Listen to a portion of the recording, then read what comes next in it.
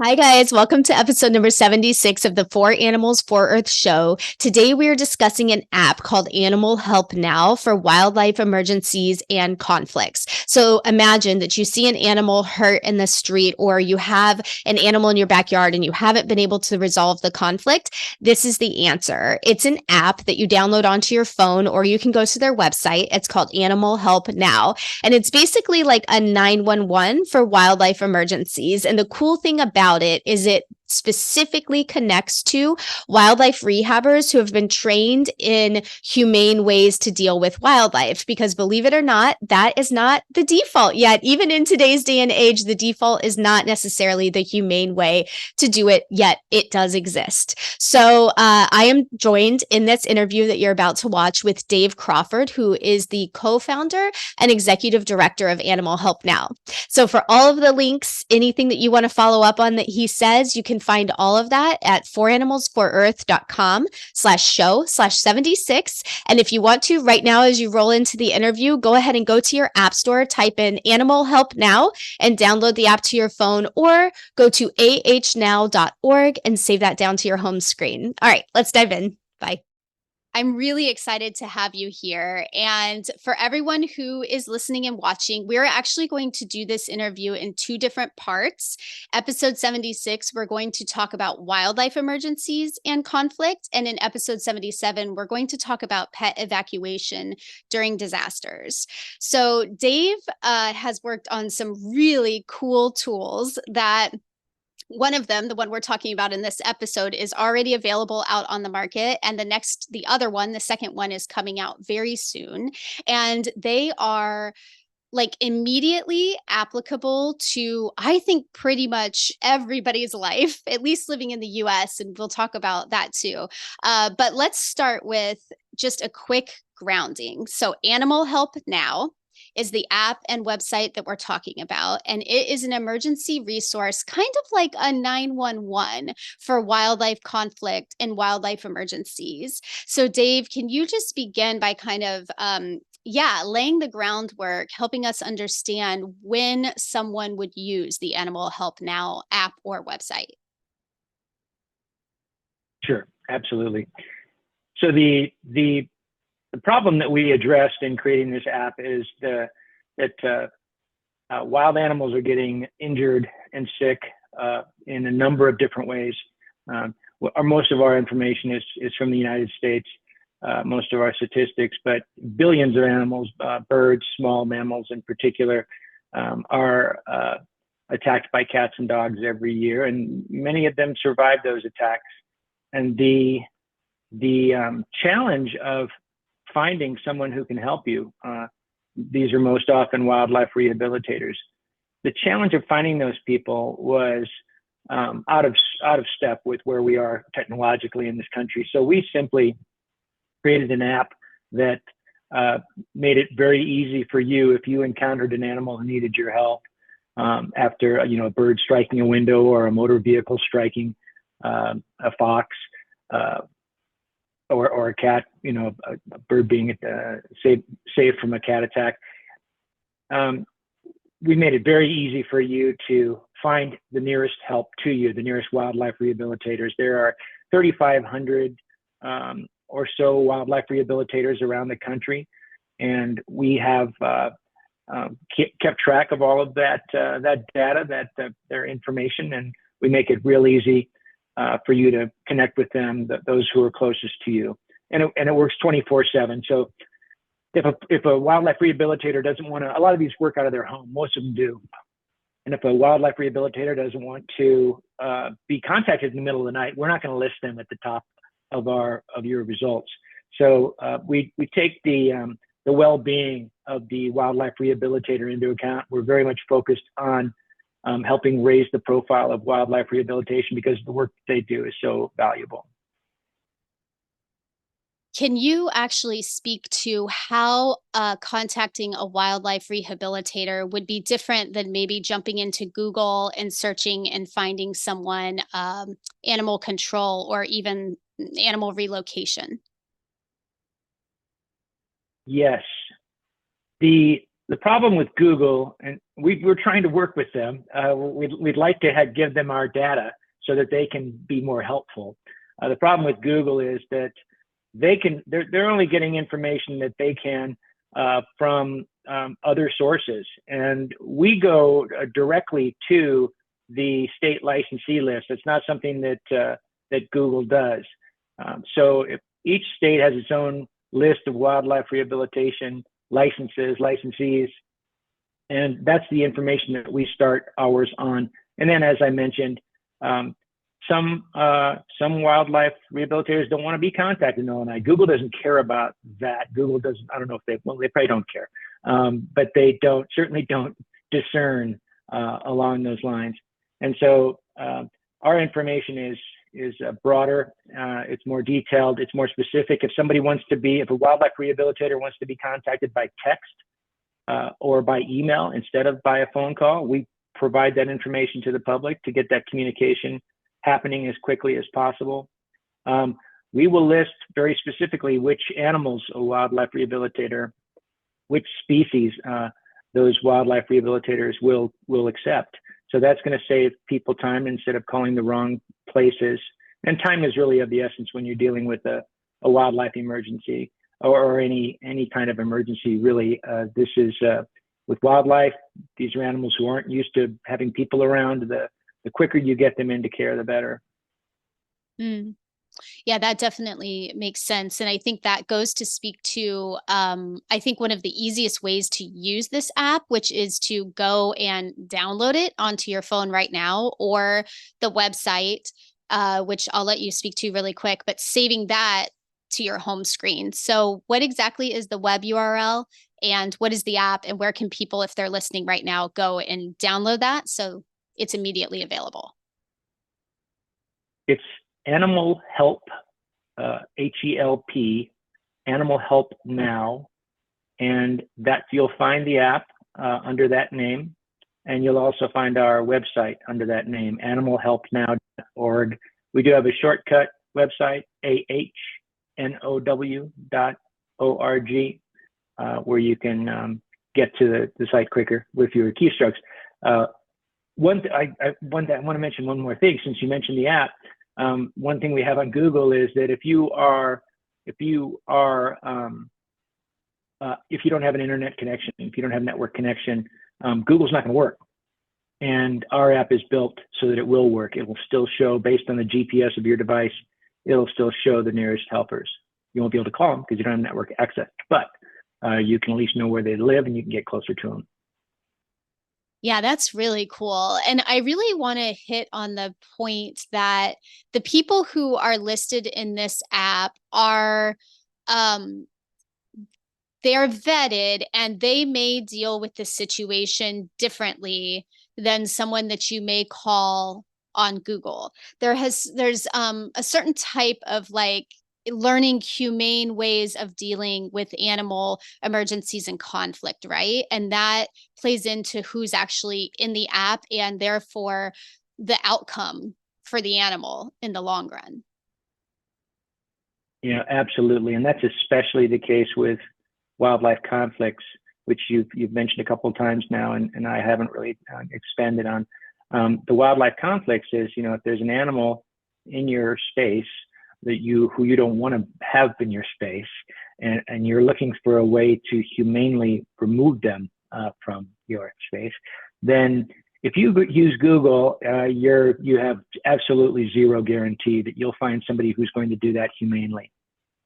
People still, the common wisdom is that trapping and relocating is humane. That's what a lot of these wildlife, these animal control businesses do. They will trap an animal and they'll take that animal to a park or to the woods somewhere else and release that animal. And a lot of people think that's humane, and it's not humane. It's not. You're taking that animal and putting that animal in an unfamiliar territory without their known food sources and water sources, and where they don't know who's in the neighborhood, who they might be competing with for space, etc. So it's a lot of humane wildlife control operators, which is the ones that we list, the Humane, all of the Humane wildlife control operators, instead of trapping and relocation, we use what they call eviction and exclusion. So we humanely move the animal out of the space where we don't want them, and then we exclude them from getting back into the space. So we're putting some responsibility on the animal to adapt, to find another place, but the animal is working in an area that the animal knows. And with raccoons, for instance, which is one of the very common ones, they usually have 4 or 5 nests. So if you exclude them from one in your area, one in your home or in your yard, they'll have other places where they can spend that same night, etc. Oh, wow. Okay. Yeah, that's really that one, at least for raccoons, it seems like a really kind of heartwarming solution that they would likely be able to find their other nest. Because I know that's something that I will worry often about backyard animals, especially possums, maybe, you know, things that people really are scared of. And then all of a sudden they're taken away and everybody thinks that, yay, they're out, you know, running in the field, loving their new location. And it's probably not true. No, not true at all. And that points to the larger picture, which is, you know, we've moved into these animals' homes. We're encroaching upon their neighborhoods, their long-term habitat, and it's up to us to live alongside them. Possums are just absolutely adorable when you get past any fear you might have of them. And you know, the North America's only marsupial, and they eat ticks, and you know, they just are really good neighbors to have. So you know, part of this is just explaining to people how to be a better neighbor to wildlife, and that's even for people who are trying to already be good neighbors to wildlife. People who put out bird feeders, for instance. If you put out bird feeders, you should make sure you put them in the right place. If you put them, you know, if you put them 15 to 20 feet from a window, that's not a good idea. They're going to fly. They might fly off of that feeder, think that they see a window in your home, and they think that that's a path because they're seeing a reflection of trees, and they're going to be able to get up enough speed in 15 to 20 feet to hit that window and to get injured or killed.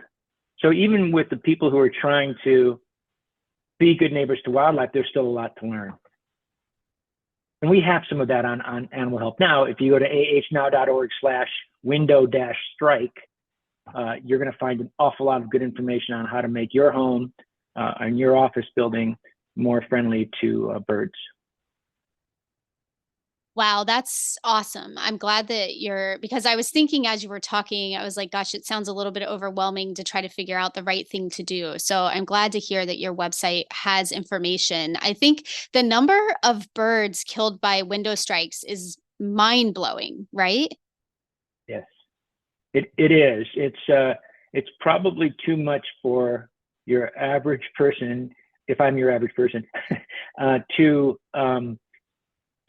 conceptualize. It's a billion a year in the United States alone, and a billion a year means 30 per second, and that's hard to conceptualize. That many birds are getting killed. Those are the ones getting killed. A lot of those just get injured, and those are the ones that we need to do our best to help. But yeah, and then cats and dogs are twice that number. We have ahnow.org/cats, give you some good information on how to keep wildlife safe and keep your companion cats stimulated and happy. Cool. That's cool. I'll actually get a list from you and put it into the show notes of, you know, direct links to specific animals that you have on your site so that we can, if anybody's listening and they want to know something specific about a specific animal, we'll get you there quickly. Fantastic. Yes, we have several of those. Okay, awesome. So when someone runs into. So I like that in your app in the website, it's kind of classified in two different groups. There are wildlife emergencies and there's wildlife conflict. And I think that even just thinking about it in those terms helps to kind of organize the idea of helping wildlife in your head a little bit. So it's like, okay, an emergency, um, is like, we all get it, an emergency. Conflict is, you have something going on maybe with your property or something like that. So when someone signs in and they enter their zip code and it brings up resources, how does the process go from there? Well, to be clear, they don't have to sign in. They have to visit the website, and then yes, they need to enter their zip code, or if they allow their browser to know their address, then that'll appear automatically. And then you're going to press either, you can go to our resources page. It's massive with all kinds of FAQs. We're going to organize it better when we have time. But for now, you go in and you get your address showing or your zip code, and then you press either wildlife emergency or wildlife conflict. And then we show you a list of the helpers in your area, the helpers who are willing to be of assistance to you for your emergency or your conflict. You can filter down if you want to at that point by the type of animal you're trying to help, so that you're not seeing all the different types of rehabilitators. And then you click on those individual listings to find out more information about them, to see if, and then to contact them to see if they can help you. Okay. One thing I want to add too that you alluded to earlier is that we also list a lot of different other types of helpers, not just wildlife rehabilitators. We have lots of veterinarians who will accept wildlife in their clinics, and these are veterinarians that are good to know about, because obviously they're in the business to help animals, and they're not making money when they help wildlife. So these are good veterinarians. We list veterinarians who help in wildlife emergencies, and we list wildlife hotlines. Several areas of the country have wildlife hotlines that can be extremely useful. You might not know if an animal needs help. People try to help animals all the time who don't really need help. Fledgling birds, if there aren't threats in the area, the fledgling bird needs a chance to fly. The fawns, if you see them alone during the daytime, and they look healthy and their ears look good, the chances are they're fine, and they just need to be left alone. You don't need to try to help those. And these hotlines are especially useful in those circumstances. There's one for the entire Dallas area. There's one that serves Illinois and Missouri. And then we have coastal hotlines as well for marine animal issues all along the entire U.S. coast. So if you're in a coastal county and you're trying to help a marine animal, we're going to get you right to the appropriate agencies for that. Wow, that's really cool. So that can all happen in this same place. So really any kind of animal, you can get to help quickly with the Animal Help Now app. You can get to help more quickly than any other way. Some situations are really, really challenging. Most wildlife rehabilitators are volunteers. So when you find an animal and you don't want to take the time to transport that animal to the rehabilitator, you might not get the help you want, because that rehabilitator is busy feeding and cleaning up, and they might insist that you bring the animal to them. So they certainly are underfunded and underappreciated and undersupported in general. So people can't expect this to be a panacea, this app to be a panacea. They need to be a part of they're already taking the initiative, right? It's wonderful. They're taking the initiative to help. Sometimes you got to do just a little more than you would like to. Although I'm sure on the back end of that, the feeling of knowing that you helped the animal instead of going home worrying about it is worth it, Could you give some quick Absolutely. Could you give some quick tips about transporting? So if you're going to be transporting an animal in your car, some quick tips about that? Yes, I think we have something. Well, we definitely have something on our website on how to create an emergency kit for your car, for your motor vehicle. You even with when you're on a bicycle or when you're walking, you could still bring along a couple things that can help.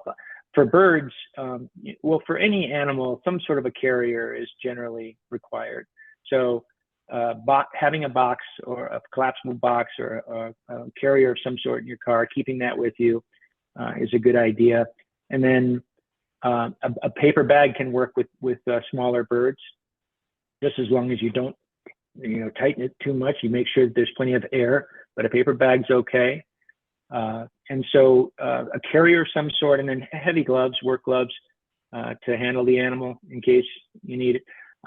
Birds can be captured, injured birds, birds that are on the ground. Grounded birds are easier to capture if you have a blanket or a towel or something. You just throw it over them rather than trying to chase the bird around. So that's some sort of a towel or something to capture. And then in terms of, you want to resist the urge to feed, to provide food and water.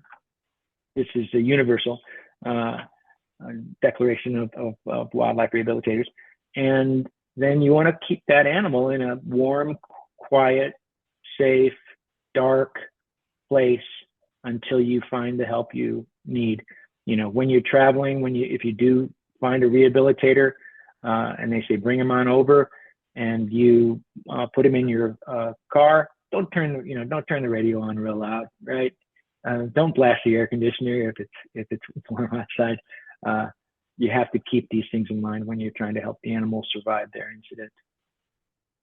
That's awesome and very helpful. It's helping them survive and then also trying to decrease the stress level, which I guess in turn helps them survive. Exactly. Yes, exactly. So in terms of upkeep of Animal Help Now, who is involved with you? How did the project come about in the first place, and what does it take to upkeep it now?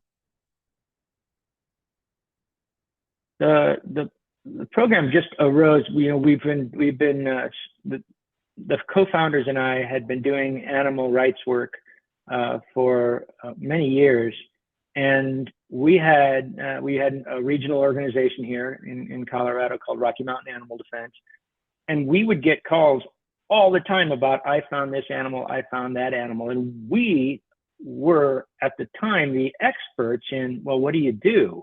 I mean, other than the rehabilitators themselves. And so we were constantly challenged by this. We just didn't have a fast, easy way to help people. And so that was, the obvious need that we saw that wasn't being addressed with the current infrastructure and technology.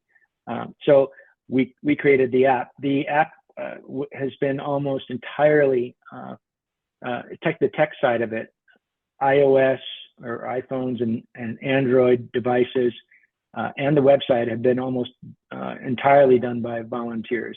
We are a volunteer-based organization. Our budget has never been more than $150,000 a year.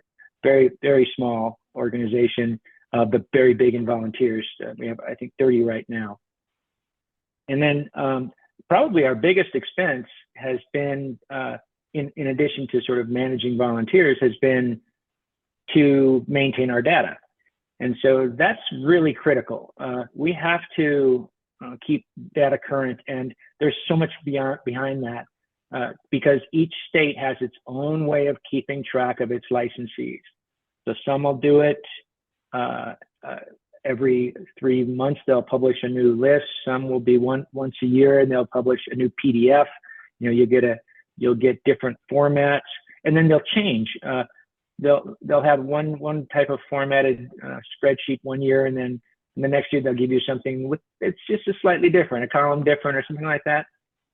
So we have programs that scrape this data, and those require constant maintenance because the state agencies are constantly changing. Many of them are constantly changing the way they do things. And then we also have the federal, the migratory rehabilitators, and there's a lot of overlap between a state licensed rehabilitator and a federally licensed rehabilitator, but we have to keep track of the migratory, the federally licensed, those crossing state lines, so those are outside the jurisdiction of a single state. And then the other ones we sort of maintain organically, and we get lots of requests every year for, hey, I just got a license, will you list me on your site? And we are glad to do that. And when they get full, they'll contact us and say, we can't take any right now. Can we contact you in a couple weeks? Can you conceal our listing for a couple weeks? Yeah, sure, we can do that. And so it's a constant, it's an everyday challenge to keep our data at the high level that it is. Wow. Yeah, I can imagine. I can imagine so. And especially just, I would say trying to keep on track of feeling you can trust the people that are on your list. How do you decide if you can trust the people that are on the list?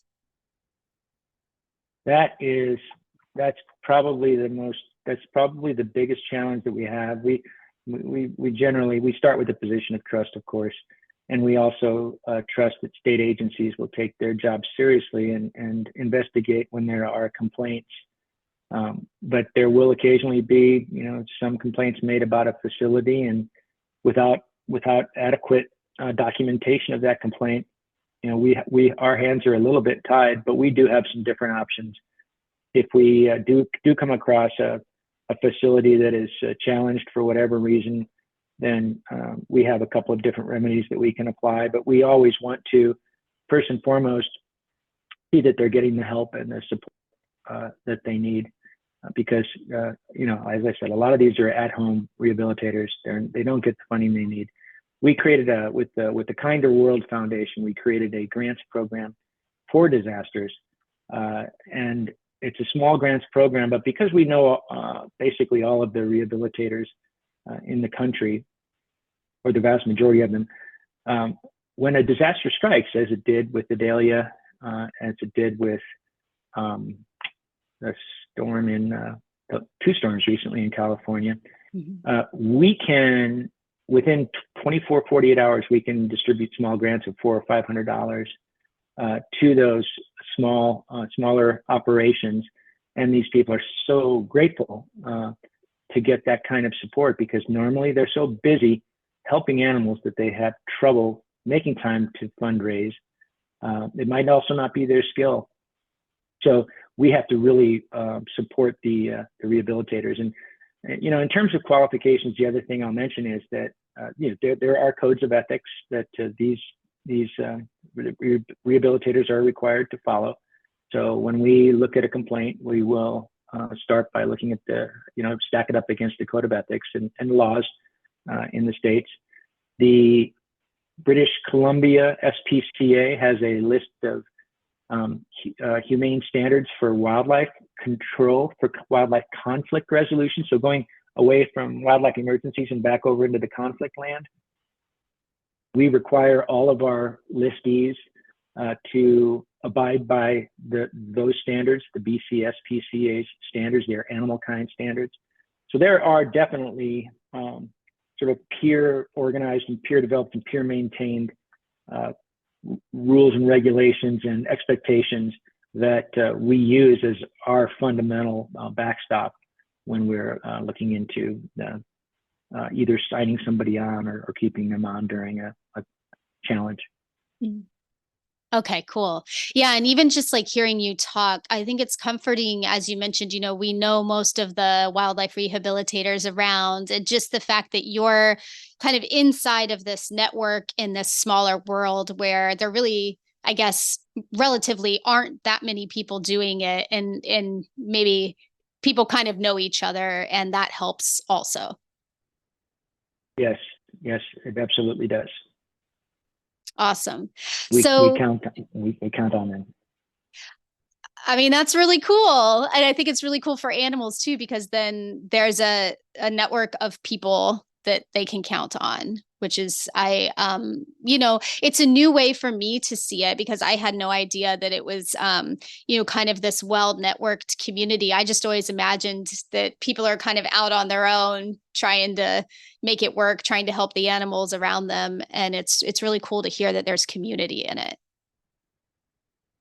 Absolutely. And I think that the environment is changing, where these state wildlife agencies, just because of the changing attitudes, public attitudes, they're having to move away from, promoting hunting and fishing and hunting and fishing and hunting and fishing, and starting to move more toward promoting the well-being of wildlife, right? The true conservation and protection, and wildlife rehabilitation is a key component of that. And so we think that the future bodes well for an improving environment for wildlife rehabilitation.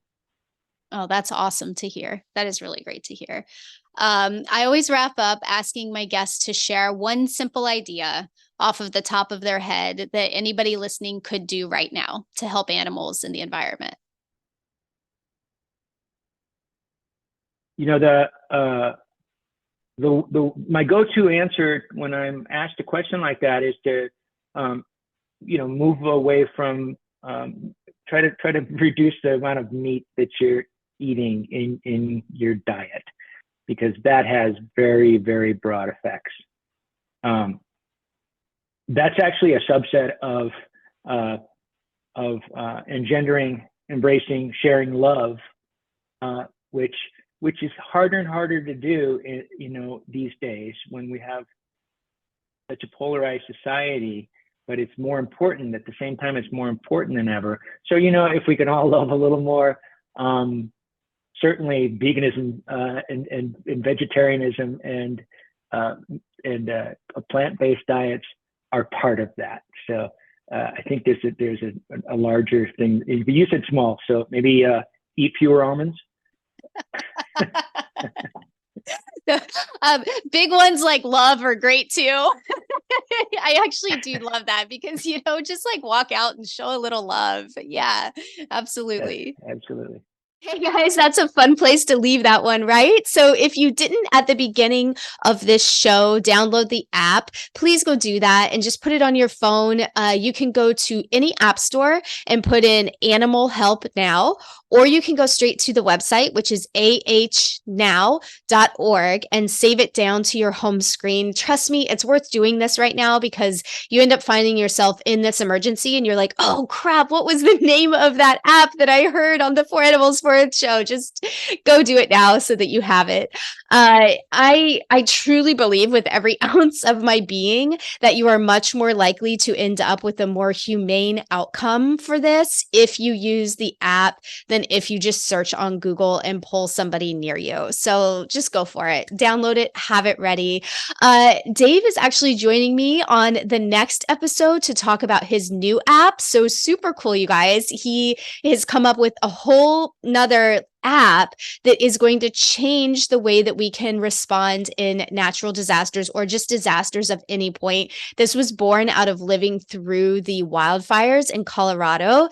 And this group of people got together and said, you know what, we have got to do something about this. And so it's like hot off the presses. Like they are finishing the app now. So in the next episode, we will be talking about that and how you can use that to start to make an evacuation plan with your neighbors to make sure that all of you are able to get your pets out of the house if something happens. So super incredible. Can't wait for you guys to learn about that. So for today, the show notes are at foranimalsforearth.com/show/76. There you can get links to the app if for some reason you're not finding it the other ways. And you can also get links to the different things that he talked about that we can do in our own yards and our own lives to just improve the situation for wildlife on a daily basis. So you can get those links there, as well as how to make an emergency kit for your car, all that great stuff. So as always, guys, if you have anything you want to share with me, please reach out. You can get me at hello@foranimalsforearth.com. All right, thanks. See you on the next one. Bye.